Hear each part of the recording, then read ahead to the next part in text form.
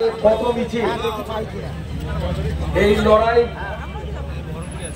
বৃষ্টি ভেজা সংগ্রামের যে আপনারা এগিয়ে এসেছেন স্কুল এবং মাদ্রাসা শিক্ষাপ্রেমী মানুষদেরকে অভিনন্দন এবং আন্তরিক শুভেচ্ছা জানাই।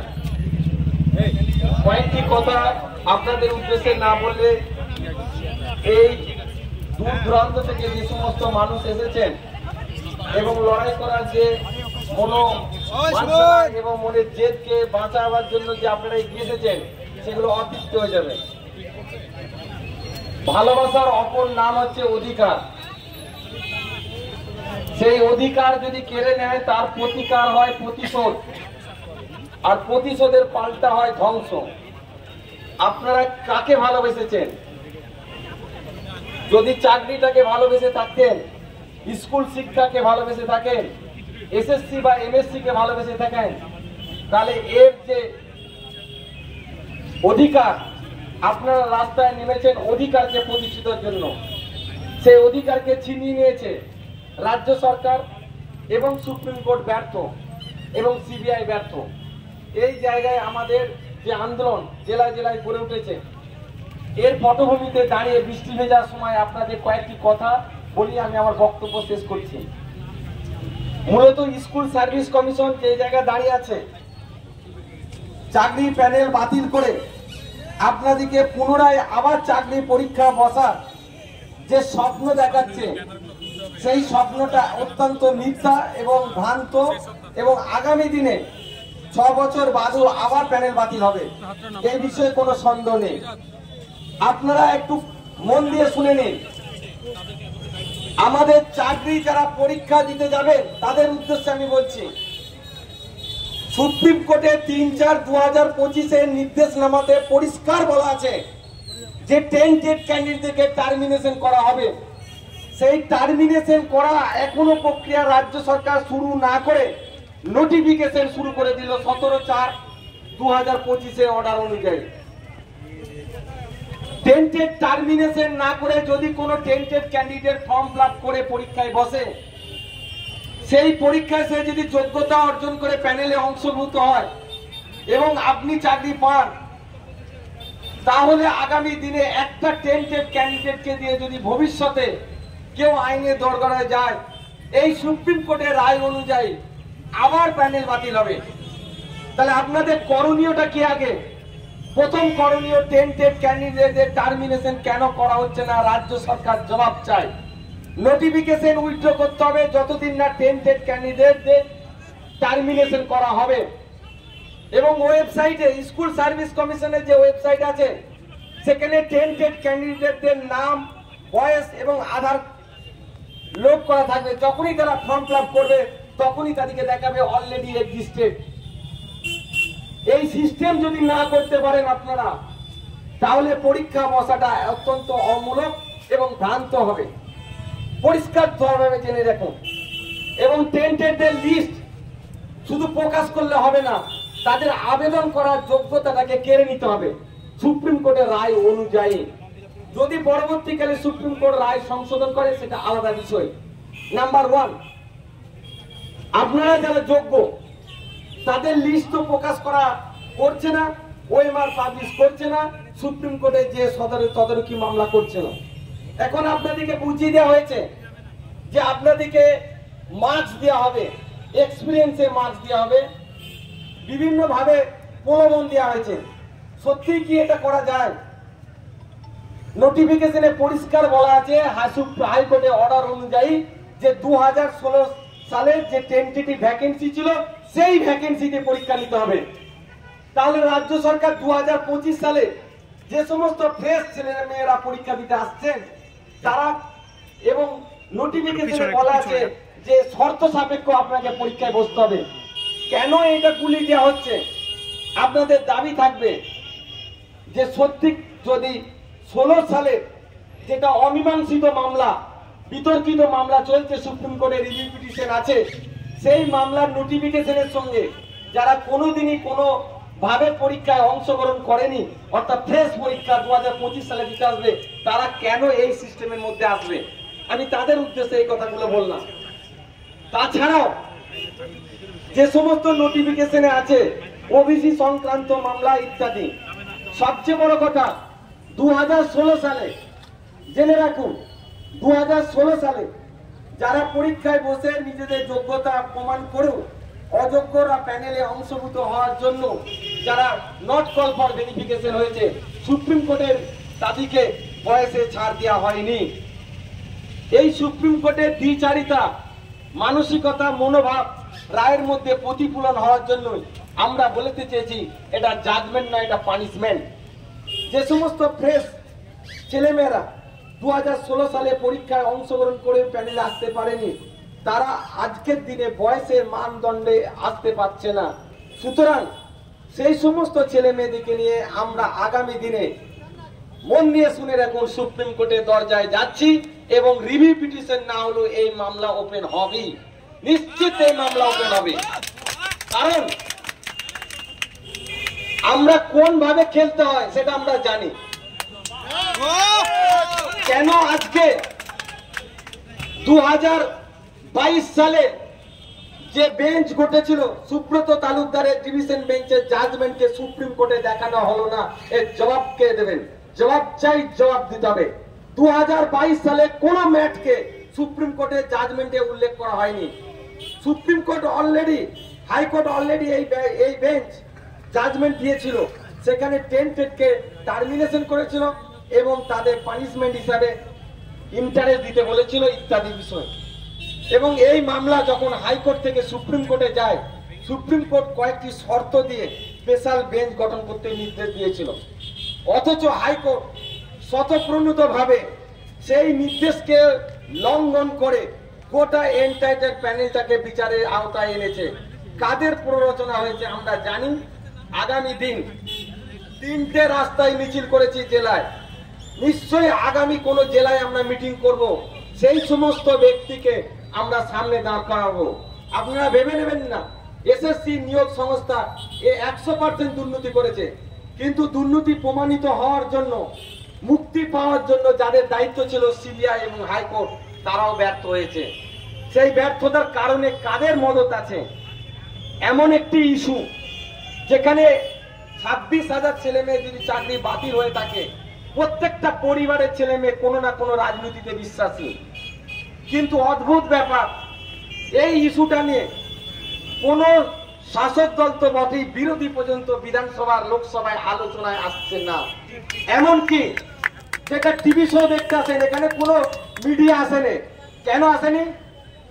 কারণ আমি আগেও বলেছি ঝাড়গ্রাম মেদিনীপুরে যে মিডিয়ার কাছে প্ররোচিত ভাবে তারা জিনিসটাকে সত্য গোপন করছে। আপনারা যতই আমাদের খবর না করুন, সন্ধ্যের বেলা চায়ের টেবিল না বসান, আমরা সুপ্রিম কোর্ট থেকে অর্ডার একদিন বার করে আনবো। যেখানেই আজকে কোনো মিডিয়া আসেনি, কেন? তাদেরও ভূমিকা আছে। তাদের অর্থ থেকে তারা যেইভাবে পরিচালিত হয়, সেই বিষয়গুলো সেইভাবেই নিয়ন্ত্রণ চলে।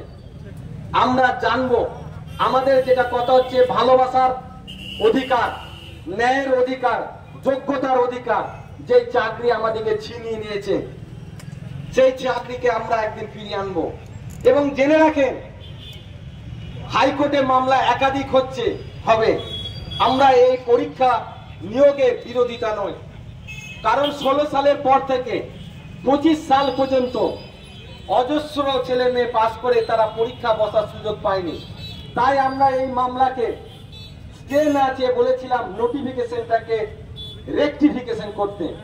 এখনো সময় দিচ্ছি রাজ্য সরকারকে, যদি এই নোটিফিকেশনকে রেকটিফিকেশন না করে, কাদের স্বার্থে চাইছি আমরা? ফ্রেশারদের জন্য। আর 16-র জন্য আলাদা নোটিফিকেশন হতে হবে। 16 আর 25 দুটোকে খুলি দেওয়া যাবে না বন্ধু। 35-এ এসে আবার বাতিল হবে, এটা হয় না। একইভাবে মাদ্রাসায় 7 বছর নয় 10 বছর কাজ না করে তাদের অস্তিত্বই খুঁজে পাওয়া যেত না। তারা এই দেশে নয়, ভিন্ন দেশে আরব আমির সাথে কাজ করে বেড়ায়, চেন্নাই, মুম্বাই। তারা আজকে এসে তাদের অস্তিত্ব প্রমাণ করার জন্য কাগজ নিয়ে ডিআই অফিসে জমা দিচ্ছে। সেই ডিআই অফিস আপনাদের টেন্টেড লিস্ট দিতে পারছে না, আনটেন্ডেড লিস্ট দিতে পারছে না। আর ভুতুরেকে গবেষণা করে, অনুসন্ধান করে, মাইক্রোস্কোপে দেখে তাদের সইকে ফরেনসিক সিএফএল রিপোর্টের প্রয়োজন হয় না, আপনাদের জন্য প্রয়োজন হয়, তাদের বেতন 70 লক্ষ টাকা করে দিচ্ছে, এই টাকা কার কাছে যাচ্ছে? 900 কোটি টাকা কে ভাগ নিচ্ছে? এর তো জবাব চাইতে হবে আমাদেরকে একদিন। পশ্চিমবঙ্গের শিক্ষাপ্রেমী মানুষ, সমস্ত মানুষ, স্কুল কলেজ বিশ্ববিদ্যালয়, আজকে শুধুমাত্র স্কুল মাদ্রাসায় এসেছে। আগামী 5ম যে মিটিং হবে সেখানে আমাদের সামনে কলেজের অধ্যাপকরাও আসবে, এটা আপনারা প্রত্যাশা রাখুন। Bengal Madrasah education forum SSC কে যে ব্যানারে নিয়ে এসেছে, we the forum for pleading justice. আপনারা ভেবে নেবেন না শিক্ষক একটাই পরিচয়। যারা মাদ্রাসায় শিক্ষকতা করেন তারাও শিক্ষাদান করেন, যারা স্কুলে শিক্ষকতা করেন তারাও শিক্ষাদান করেন, কলেজ বিশ্ববিদ্যালয় আসবে, তারাও আসবে। কেন আসবে? এই যে প্যানেলে দুর্নীতি হয়েছে এটাকে যদি মেনে নেওয়া যায় তাহলে আগামী প্রজন্মে যে কোনো নিয়োগ পরীক্ষায় আর নিয়োগ হবে না। কেন? এটুকুর জন্য আমরা রাস্তায় নেমেছি। কারণ এখানে কোনো মানদণ্ড দেওয়া হয়নি যে কত % দুর্নীতি হলে সেটা কোর্টের বিচারাধীনে প্যানেল বাতিল হয় না, 9% না 10%। ইতিহাস যদি ঘেটে দেখে, যে সমস্ত সরকার ক্ষমতায় আসে তারা কোনো না কোনো ভাবে দুর্নীতি করে, কোনো প্যানেলে ধরা পড়ে না, এটা সত্য কথা। যদি আগামী দিনে কোনো চাকরি পরীক্ষায়, আইএস পরীক্ষায় এবং জাজ নির্বাচন পরীক্ষায়, জুডিশিয়াল পরীক্ষাতেও যদি দুর্নীতি হয়, 5 বছর বাদে যদি সেই দুর্নীতিতে কেউ প্রমাণ করে যে 2 জন দুর্নীতি করেছিল, আর সেই সমস্ত বিচারপতিরা 10 বছর ধরে যে রায় দিয়েছিল, আমরা যেগুলোকে ডাক্তার ইঞ্জিনিয়ার করেছি সেগুলো তো ফেরত নেবে না, কারণ আমরা অযোগ্য। আর জাজ সাহেবরা 10 বছর ধরে যে রায় দিয়েছে, জাজদের প্যানেল যেদিন বাতিল হবে এই দেশে, সেই দিন রায় মানতে তো জনগণ চাইবে না, সেই দিন কি হবে? অর্থাৎ এই রায়কে যদি মেনে নেওয়া হয় তাহলে কোনোদিন না কোনোদিন অশুভ আঘাত কোন পরীক্ষাকে, দুর্নীতিকে সামনে রেখে সমস্ত প্যানেলকে বাতিল করে দেবে। তাই এই প্যানেলকে, এই জাজমেন্টকে আমরা মানতে পারছি না। অপরদিকে সুপ্রিম কোর্টে যে ভুতুরে নিয়ে যে রায় দিয়েছে সেই রায়কেও আমরা পুনর্বিবেচনা চাইছি। তার ফলে মাদ্রাসায় 15 বছর ধরে গ্রুপ ডি রাস্তায় বসে আছে, তারা প্যানেল হয়ে তারা নিয়োগ করতে পারছে না। আজকে হাইকোর্টে মামলা চলছে। 1,80,000 ছেলে 7LST পরীক্ষা দিয়েছে মাদ্রাসার ক্ষেত্রে, আর এসএসসি তো নিয়োগ কথা বাদই দেন। তাহলে এই সমস্ত জটিলতার জন্য আমরা আগামী দিনে স্কুল, কলেজ, প্রাইমারি, মাদ্রাসা সমস্ত শিক্ষা প্রতিষ্ঠানের মানুষকে আহ্বান করব, ভবিষ্যতে সমস্ত অভিভাবককে আহ্বান করব, দেশে 9 কোটি জনগণের কাছে যাব। আমরা একদিন বিগ গ্রেডে যাবই, সেটা শীতকাল। আজকে দিন প্যানেল খুলবে, মামলা আমরা করব। আগামী 29 জুন শিলিগুড়ি অভিযান চলবে আমাদের। 29 জুন শিলিগুড়ি অভিযান হবে। আপনারা জেনে রাখুন আমরা জেলায় জেলায় কেন এই সমস্ত বিষয়গুলোকে নিয়ে এসেছি। কারণ জেলার আনার কারণ হচ্ছে, উনি যখন মুখ্যমন্ত্রী হতেন তখন বলতেন কেশপুর চলো, চম্পাইতলা চলো, ছোটাঙ্গাড়িয়া চলো, নানুর চলো। কারণ জেলার মানুষও ভোট দেয়। শুধু কলকাতা 12টা বিধানসভার লোক ভোট দিয়ে সরকার গঠন হয় না। আমরা বারবার অনুরোধ করছি, রাজ্য সরকারের হাতে এখনো ক্ষমতা আছে, সে রাজ্য সরকার সেটা করবে। তবে আমরা কি প্রত্যাশিত রাজ্য সরকারের কাছে দিয়ে বসে থাকবো? না, আমরা অবশ্যই সুপ্রিম কোর্ট খুলতে দিন। সুপ্রিম কোর্টের কাছে আমাদের লড়াই হবে এবং হাইকোর্টে আমাদের মামলা চলছে। আপনারা যদি রাস্তায় নেমে নিজেকে প্রমাণ করতে পারেন যে ন্যায়ের জন্য লড়াই করছেন, অধিকারের জন্য লড়াই করছেন, শিক্ষা বাঁচাবার জন্য অধিকারের জন্য এগিয়ে এসেছেন, শুধু 26,000 প্যানেল বাতিলের জন্য আপনারা আসেননি, ব্যক্তি স্বার্থের ঊর্ধ্বে এসে শিক্ষাকে বাঁচাবার জন্য এসেছেন, তাহলে আগামী দিনে মানুষ, বলেছিলাম শুরুতেই, ভালোবাসার অপর নাম অধিকার, আর সেই অধিকার কেড়ে নিলে মানুষ কি করে? প্রতিশোধ নেয়। প্রতিশোধের পরের ধাপ হচ্ছে ধ্বংস। সেটা আর বেশি দিন বাকি নাই। আজকে বহরমপুরে যে মহামিছিল, সেটা নিশ্চয়ই সরকারের কাছে বার্তা যাবে। সরকার যে কথা ভেবেছিলেন যে 26,000 মানুষ মানে 26টা ভোট, 26টা ভোটকে 294,000 দিয়ে ভাগ, 294 বিধানসভা দিয়ে ভাগ করলে কোনো মানদণ্ড দিয়ে নির্ণয় হয় না সরকার আসা এবং না আসার কারণ। কিন্তু এই কথা সত্য প্রমাণিত হয়ে যাবে যে এটা আগামী বিধানসভায় একটি ইস্যু হতে চলছে। ইস্যুটা কিসের জন্য? ইস্যুটা এটাই গুরুত্বপূর্ণ যে রাজ্য সরকার যেটা করতে চেয়েছে, বামফ্রন্ট যখন স্কুল থেকে ইংরাজি শিক্ষা ব্যবস্থা তুলে নিয়েছিল তারাও বুঝতে পারেনি। যখন কোনো সরকার কোনো ভুল করে সেটা বুঝতে পারে না।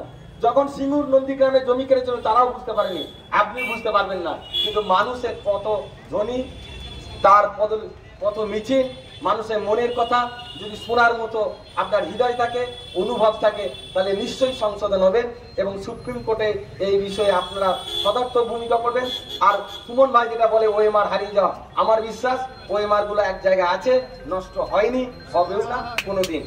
আর একটা কথা বলে আমরা শেষ করছি, যেটা আপনাদের অত্যন্ত আইনের কথা শুনতে এসেছেন অনেকেই, সেটা আমরা বলতে চাই। আরেকটি আইনের কথা বলতে চাইছি। রাজ্য সরকার বলেছেন যে ওএমআর বাতিল হয়েছে অমুক ডেটে, তারপর কাউন্সিলিং হয়েছে, তার মানে ওই কাউন্সিলিংটা বাতিল।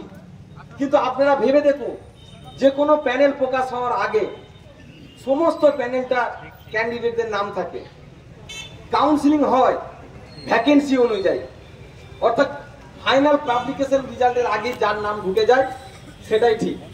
তাহলে এখানে কাউন্সিলিং এর গল্পটা কিসে আসছে?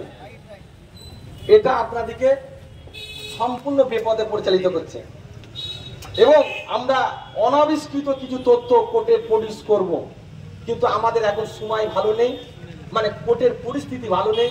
এই বৃষ্টি জলা ভিজার মধ্যে আমরা যেমন লড়াই এসেছি, কোর্টের নির্দিষ্ট সময়, আমি বারবার বলছি, নির্দিষ্ট সময়ে নির্দিষ্ট সন্ধিক্ষণে নিশ্চয়ই কোর্টে আমরা দরজায় কড়া নাড়াবো এবং আমাদের বিশ্বাস সুপ্রিম কোর্টে এমনও মহামানব বিচারপতিরা আছেন যে আপনাদের প্রতি মানবিকতা বোধ দেখবেন, সবকিছু রাজনীতি ঊর্ধ্বে এই প্যানেলকে দেখবেন, রায় পাবেন, বিশ্বাসটা নিয়ে লড়াই করবেন। সকলকে সংগ্রামী অভিনন্দন দিয়ে Bengal Madrasah education forum we the forum pleading জাস্টিসে আহ্বান জানাচ্ছি এবং 29 জুন আপনারা শিলিগুড়ি চলুন। আচ্ছা, আমাদের মধ্যে আরো একটি বক্তব্য আছে, আমাদের